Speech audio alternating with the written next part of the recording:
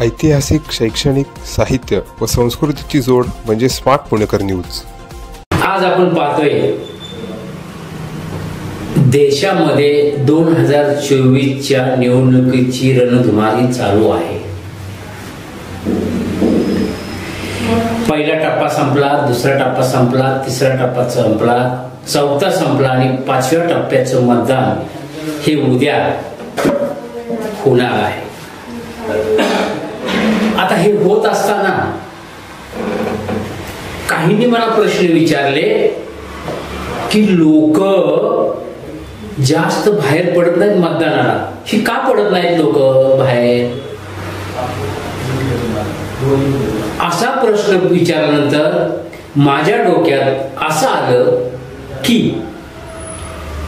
देशामध्ये सत्ता ही भाजपची आहे, काही राज्यामध्ये सुद्धा सत्ता भाजपची आहे, काही राज्यामध्ये काँग्रेसची सत्ता आहे।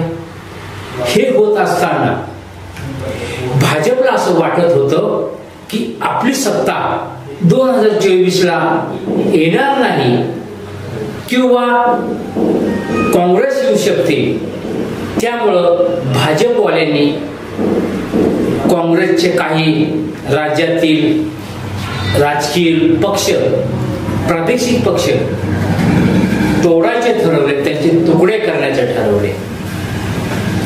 त्याच धर्तीवरती महाराष्ट्रामध्ये सुद्धा शिवसेना असेल, राष्ट्रवादी असेल, अनेक पक्ष आहेत। ह्या पक्षानं जर फोडलं तर आपल्याला देशातील सत्ता आपल्याला काबीज करता येईल। त्यामुळं भाजप सरकारने हे प्रादेशिक पक्ष आहेत त्याची तोडफोड केली। आता ही तोडफोड का कशी केली? त्यांच्यावरती काही आरोप लावले गेले किंवा त्यांच्यावरती काही आरोप होते, ते आरोपाच्या माध्यमातून ईडी, सीबीआय अशा केंद्र सरकारच्या अंतर्गत असणाऱ्या NGOना हाताशी धरून भाजपवाल्यांनी राष्ट्रवादी संपवलं, इकडं शिवसेना संपवली, इकडं एकनाथ शिंदेच्या मागे ईडीची चौकशी लावली, अजित पवारांच्या मागे ईडीची चौकशी लावली, प्रफुल्ल पटेलांच्या मागे ईडीची चौकशी लावली आणि छगन भुजबळानंतर अटकच केली होती। त्यामुळे छगन भुजबळांच्या मागे सुद्धा ईडीची चौकशी होती। शिवसेनेच्या माध्यमातून उद्धव ठाकरे साहेबांनी मुख्यमंत्री झाले। मुख्यमंत्री झाल्यानंतर भाजपला असं वाटलं की आपल्याला शिवसेना फोडली पाहिजे, आपल्याला राष्ट्रवादी फोडली पाहिजे। त्याच पद्धतीनं मग त्यांनी एकनाथ शिंदेना फोडून त्यांचे 40 आमदार हे स्वतंत्र केले आणि उद्धव ठाकरेंच्या विरोधात त्यांना भुंकायला लावलं। आता हे करत असताना महाराष्ट्रामध्ये महाविकास आघाडी ही त्यांना मोठी वाटली भाजपवाल्यांना। महाराष्ट्रामध्ये महाविकास आघाडीच्या माध्यमातून भले मोठे जाहीर सभा ह्या महाविकास आघाडीच्या होत गेल्या, त्यामुळे भाजपवाल्यांना भीती वाटली। आता ही भीती वाटत असताना भाजपवाल्यांच्या डोक्यात आलं की आपल्याला तर राष्ट्रवादी फोडली पाहिजे। त्यातच अजित पवारांचे कारखाना असेल तो जप्त केला होता, काही ईडी त्यांच्या मागे लागली होती, सुनेत्रा पवारांची मागे लागली होती।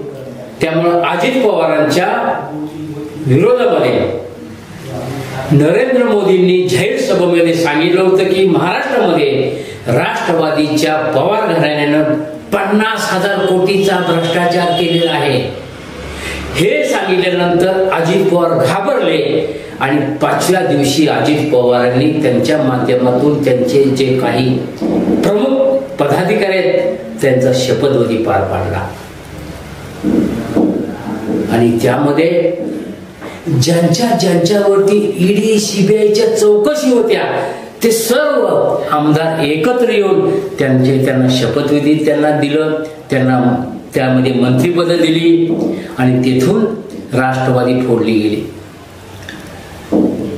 तर मला असं म्हणायचंय की जर बाप आणि मुलगा जर मुलाला साईडला काढलं, बापाला साईडला काढलं तर लोकांचा विश्वास राहील का?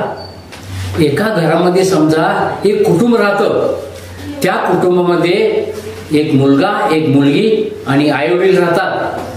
आणि ते राहत असताना शेजाऱ्याने जर बापाला फोडला आणि तिसऱ्या शेजाऱ्याने जर मुलाला फोडला तर बाकीच्या लोकांच्या मध्ये अविश्वास निर्माण होईल आणि त्यामध्ये म्हणतील, अरे हे बापाला हिने फोडला आहे आणि इकडे मुलाला फोडला आहे, ते आज ना उद्या एकत्र येतील. त्यामुळं आजचं जे मतदान आहे ते मतदान त्याच धर्तीवरती लोकांचा राजकारणावरचा विश्वास उडल्यामुळं लोक त्या मतदानाला आलेले नाही. आणि त्यात सुट्टी असल्यामुळं लोक फिरायला गेली, काही लोक घरात बसून राहिले, काही लोकांनी आपला एन्जॉय केला. परंतु असल्या राजकारणामध्ये पडू नये म्हणून लोकांनी मतदानाला येण्याचं टाळलेलं आहे. आता हा विश्वास भरून काढण्यासाठी याच राजकीय पक्षांनी चांगल्या पद्धतीने पुढील राजकारण जर केलं तर पुढील राजकारण सुद्धा चांगल्या पद्धतीने चालेल आणि त्याच पद्धतीनं लोक सुद्धा त्यांच्यावरती विश्वास ठेवतील. नाहीतर इथून पुढची परिस्थिती सुद्धा वेगळी राहील, एकदम बिकट होईल. आता तर आपण पाहतोय देशामध्ये 42%, 45%, 50% मतदान झालंय. पण अशीच जर परिस्थिती पुढील काळामध्ये राहिली तर 30%, 32% ज्यांना मतदान करायचं आहे ते म्हणजे भाजपचे कार्यकर्ते असतील, काँग्रेसचे कार्यकर्ते असतील, राष्ट्रवादीचे कार्यकर्ते असतील, एवढीच फक्त मतदान करतील. जे मध्यस्थी आहेत ते मतदान करणार नाहीत. त्यामुळं राजकारणावरचा पूर्णपणे विश्वास उडेल. त्यामुळं माझ्या सर्व राजकीय पक्षांना विनंती आहे की आपल्यावरचा जो विश्वास गेलेला आहे, विश्वास जो आपल्या लोकांच्या माध्यमातून जो गेलेला आहे तो परत मिळवायचा असेल तर तुम्ही चांगल्या पद्धतीने राजकारण केलं पाहिजे. ठीक आहे, असो भाजपचं भाजपचं सरकार येऊ किंवा काँग्रेसचं सरकार येऊ, येत्या काळामध्ये ज्या पद्धतीने भाजपवाल्यांनी राजकारण करून ह्या लोकांच्या मध्ये मतभेद निर्माण केलं त्या पद्धतीने काँग्रेसवाल्यांनी सुद्धा असं करू नये. कारण जर असं काँग्रेसवाल्यांनी जर परत भाजपसारखं जर केलं तर लोक मतदान करणार नाहीत.